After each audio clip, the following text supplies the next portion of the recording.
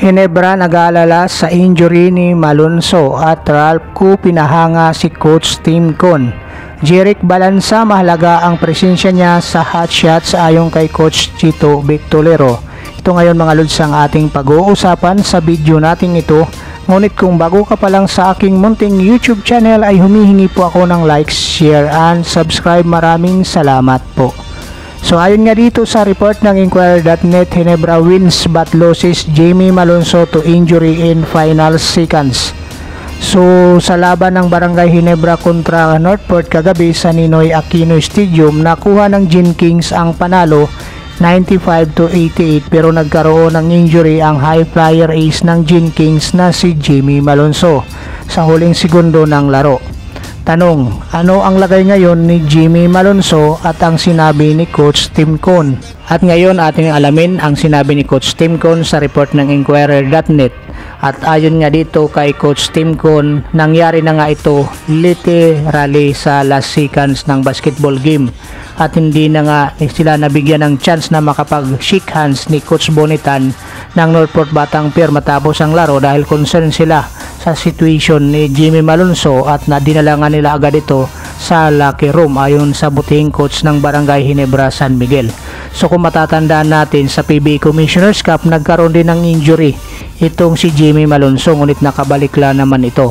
At ayon din dito sa karagdagang sinabi ni Coach Tim Con sa report ni Sir Denison Dalupan din ng Inquirer Sportsnet, ayon sa kanya hindi natin malalaman yung seriousness ng injury until the next day nga na sinasabi ni Coach Tim Con. Sabi pa nga niya ay mawawala nga talaga ng ilang araw itong si Jamie Malonzo para sa Barangay Ginebra San Miguel.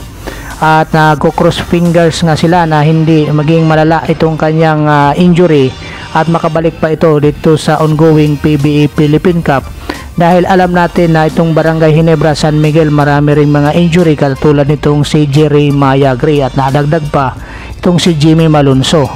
At alam naman natin na itong si Jamie Malonzo ay isa sa mga core ng Barangay Ginebra San Miguel at ito ay malaking kawalan kung siya ay mananatiling hindi makakatulong para dito sa Barangay Ginebra San Miguel. At ayon nga dito kay Coach Tim Con, lahat nga sila ay nag-aalala dito sa magiging situation ng injury nitong si Jamie Malonzo at maging itong si Al Francis Chua din ay nagpahiwatig din ng kanyang pag-alala dito sa kanilang player na si Jamie Malonzo dahil alam nila kung gaano ang naiambag o ano ang naiambag ng isang Jamie Malonzo sa loob ng court, lalong lalo na ngayon na dikitan pa ang team standing ng PBA Philippine Cup. Kaya itong si Coach Tim Con ay inaasahan na magkakaroon na naman ng panibagong rotation ng kanyang player dahil nga mawawala isa sa kanyang first five itong si Jamie Malonzo. At itong si Jamie Malonzo naman ay aantayin din ang magiging resulta ng kanyang MRI kung ito nga ay magiging matindi itong kanyang natamong injury, kung saan nakita nga natin na wala namang bumangga o binanggaan siya at napaupo na nga lang siya dito sa sahig sa laban na yun. At ito nga mga lods, alam natin na itong si Jamie Malonzo ay isa sa mga high flyer player ng Barangay Ginebra San Miguel at inaasahan nga talaga itong si Jamie Malonzo na makakabalik agaran para sa Barangay Ginebra San Miguel. So dito naman tayo sa isa pang balita ng Inquirer.net at tayo naman dito, Tim Con has high praise for very unique Ralph Koo. So dito naman sa kanilang rookie na si Ralph Koo ay mataas nga ang expectation at pagtingala ni Coach Tim Con. At ayon nga dito, Ralph Koo ay nagtala ng best performance, 24 points, 10 rebounds, 9 assists sa kanyang best performance as a Gin Kings na nag-improve sa 5-3 win-loss record sa pagpapatuloy ng PBA Philippine Cup at tinalo ang kalaban na Northport sa score na 95-88. So ayon nga dito, alamin natin sa report ng Inquirer.net ang sinabi ni Coach Tim Con. At ayon sa kanya, isa itong sorpresa na naglalaro siya ng maganda at certainly but we expected him to play well. He's been starting our games so we expect him to play well. he doesn't anything in the game that he didn't do in practice ayon kay Coach Tim Con. So ito nga mga lods, ayon nga dito kay Coach Tim Con ay napahanga nga siya dito sa kanilang rookie na si Ralph dahil hindi naman masyadong ini-expect nila na ito yung magiging laruan nitong si Ralph kung halos dito nga sa laban kontra dito sa Northport Batang Pier halos magrehistro nga ito ng triple double itong si Ralph na tumulong nga para malagpasan itong palaban na Northport Batang Pier sa kanilang laban dito sa ongoing PBA Philippine Cup elimination. So itong si Ralph nga mga lods ay maganda ang pinapakita dito sa All Filipino Cup kung saan isa na siya sa nagiging starting 5 ni Coach Tim Con. Kaya ay naasahan na itong si Ralph ay malaking papel ang gagampanan lalong lalo na nagkaroon ng injury itong si Jimmy Malonzo.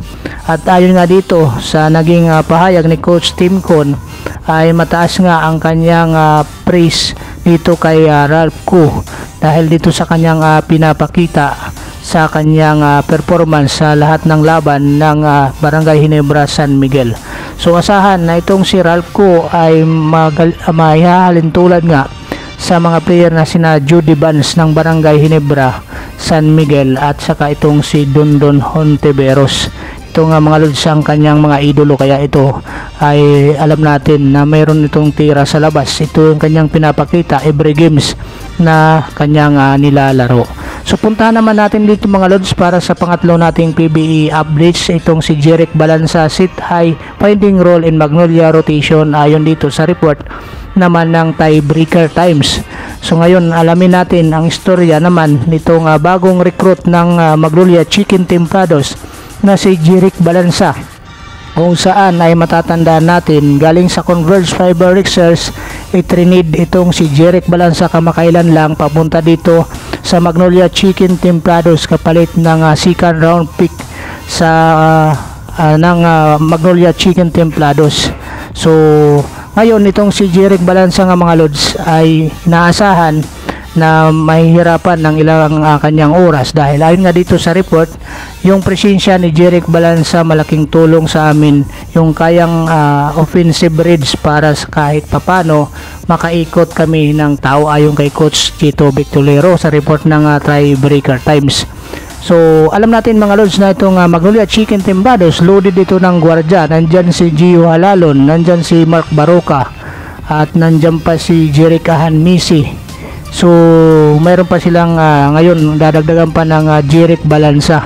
So asahan natin na makikipaglaban ng minuto itong si Jeric Balanza para dito sa kanyang bagong kupunan na Magnolia Chicken Templados. So nag-debut games na nga ito mga lods itong si Jeric Balanza kung saan ay umiscore siya ng 2 puntos sa kanyang naging laban. Ngayon alamin natin ang naging saloobin nitong si Jeric Balanza bago siya dito sa kanyang bagong kupunan. At ayon nga sa kanya medyo na shock ako pero bago ako umuwi inayos ko ang sarili ko ayon sa kanya. So nag-usap lang kami ng asawa ko anong magandang gawin. So nagpalo naman ang magandang nangyari. So itong si Jeric Balanza pala mga lods medyo na shock nga siya sa biglaang pagkakatrade sa kanya mula sa Converge papunta dito sa Magnolia Chicken Templados. So di naman nasasabi na sobrang fit, di ba? Pero at least nakita ko ang game, alam kong anong adjustment gagawin ko ayon kay Jeric Balanza para dito sa kanyang naging debut game sa Magnolia Chicken Templados. So yun ang sinasabi niya na yung minuto niya ay hindi naman niya masasabi na talagang fit siya sa ngayon dito sa Magnolia Chicken Templados pero pagtatrabahuan niya ang kanyang magiging minuto.